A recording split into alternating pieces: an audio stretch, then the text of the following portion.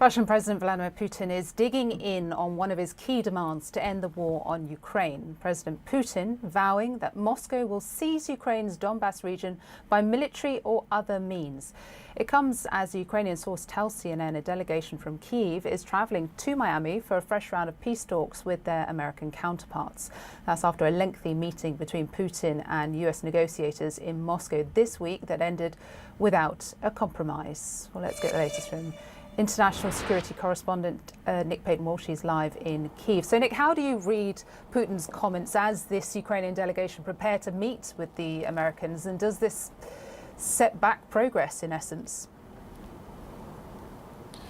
Yeah, look, I mean, he's not just saying he'll either take Donbas through diplomacy or by force. He's saying he'll take Donbas and Novorossiya, which is a term, frankly, we haven't heard for quite some time. Historical, used at the beginning of one of the first or the second invasion in 2014, and referring to a significant swathe of Ukraine that Russia, from sort of Tsarist times, claims is essentially its territory, probably pointing to the remainder of Kherson and Zaporizhzhia regions that are not occupied by Russia. So essentially, Putin perhaps returning to his most maximalist territorial ambitions for Ukraine. Is this part of a negotiating strategy?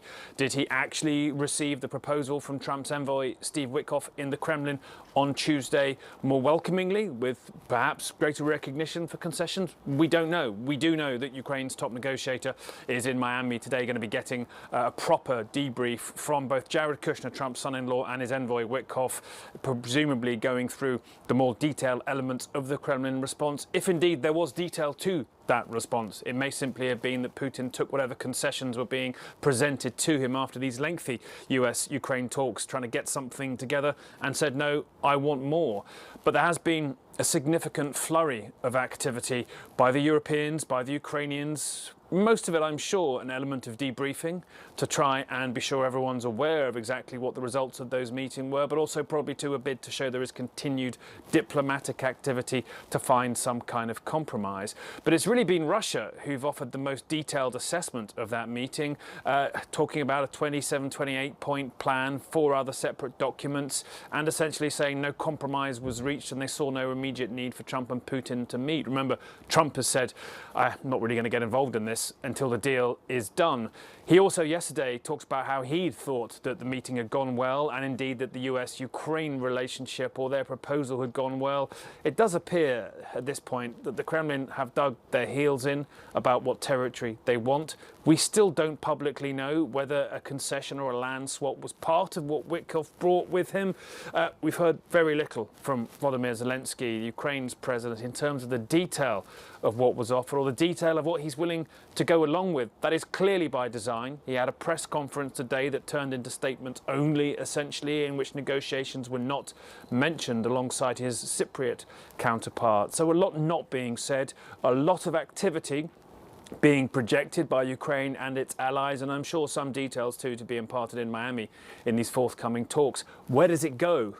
I think the fear is that the Ukrainians with the European allies want to certainly maintain this sense that work is being done, that there is compromise to be reached, that there is activity they can engage in to prevent the likely next phase of this. We've been through this process so many times before, and that's White House frustration that often ends in pressure on the negotiating parties. In the past, we've seen Trump realise it's easier to pressure Ukraine and do that rather than pressure the Russians. And I think that's what many in Kiev are fearing here. They need to keep this feeling like it's moving forwards or risk potentially another bout of threats potentially from President Trump.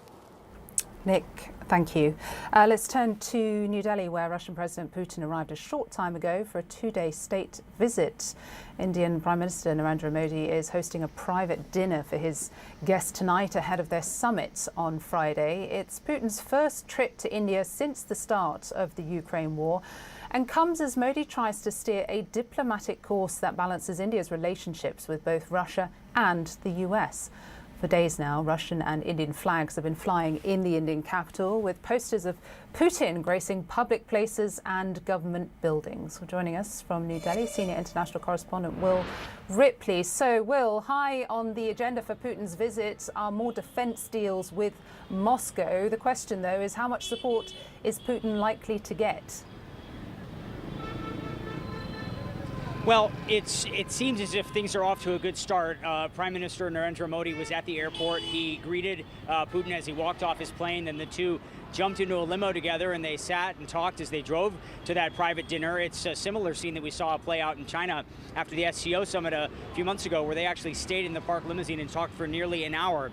So the two have a warm relationship that has been on display publicly repeatedly in recent months. See them, holding hands, smiling, joking. They did the same thing together with Chinese leader Xi Jinping. And so we already know that a number of deals are basically already negotiated, and the two are going to be signing them here in Delhi tomorrow. Deals on energy, deals on fighter jet sales, and potentially even technology sharing, with Russia offering to help India domestically produce the Russian fighter jets that are the backbone of their air force. There's also on Prime Minister Modi's agenda an effort to try to rebalance trade between the two countries. Right now, India is buying a lot more from Russia, especially when it comes to the cheap oil that's been on sale ever since the Ukraine war began. Russia's not buying a whole lot from India. Prime Minister Modi's under political pressure here to change that. So there's a lot that they can do. And of course, they know the optics are important, and somebody in the White House, specifically President Donald Trump, is going to be watching very closely. After that summit in China, when they got in the limo and talked together, President Trump, I think it was on Truth Social or somewhere, basically said he thinks that the U.S. lost India to Russia. So obviously, he loves to be in the room with these guys as well. He likes to be part of the conversation. And the fact that he's sitting on the outside watching the two of them projecting confidence, projecting the fact that they have leverage and they have other options besides the United States, that's got to be getting under his skin just a little bit, even though both Modi and Putin have a lot that they need to sort out with President Trump. Modi would like to get a trade deal secured with the United States. He'd like to dial down some of the tensions that have been rising in recent months, particularly over the purchases of Russian oil. And of course, we know that Russia, as Nick was just saying, they're talking with the United States about ways to end the war in Ukraine. But it seems like they feel on the Russian side they have a lot of leverage. And this trip to India, Putin showing that he has strong, powerful friends, including the leader of the world's largest democracy, certainly bolstering his case that he doesn't really have to give up much. He can keep on fighting until he gets what he wants. Will Ripley in New Delhi, thank you. Well, we're joined now by military analyst Franz Stefan Goddy. Franz, it's great to have you. I'm sure you were listening in there. And, I just want to start with this latest line from President Putin vowing that Moscow will seize Ukraine's Donbas region by military or other means. I mean, when we consider the talks that have just happened this week, it was somewhat predictable, was it not, that Putin was always unlikely to accept any deal when the odds right now are currently stacked in his favor, both on the front lines and diplomatically? Yes, you're absolutely correct on this matter. Vladimir Putin, Russia, thinks that it still has military options and that it currently is winning on the battlefield in Ukraine. Russia is taking significant casualties, but it is slowly advancing and attriting Ukrainian forces. So it was always unlikely that Russia would accept a temporary ceasefire or even commence serious peace negotiations, just because it is still in the process of creating military facts on the ground. I mean, we are in effect back to square one potentially, but with options now more exhausted for Ukraine than in previous rounds of peace negotiations. You've said that Ukraine now faces a terrible catch-22, which is to agree to concede the Donbas in exchange for a fragile peace, or fight until Russia forced to and take it from them. But are Russia's chances of that so certain, given they have failed to achieve taking the Donbas and other land after 4 years of intensive warfare now? Well, war is always highly contingent. Of course, it's unclear whether Russia can accomplish those objectives over the next couple of months or in the next couple of years. However, having said that, it is clear that the war overall is not going well for Ukraine, that it is trending slightly negatively for Ukraine, and that Russia currently is making advances in the Donbas. So it's probably likelier that Russia is going to gain additional territory in the Donbas over the next couple of months than not. So I think time is actually on Russia's side in this matter. The West, Trump, NATO, other supporters of Ukraine may have clocks, but Vladimir Putin and Russia certainly have time to just wait out the West.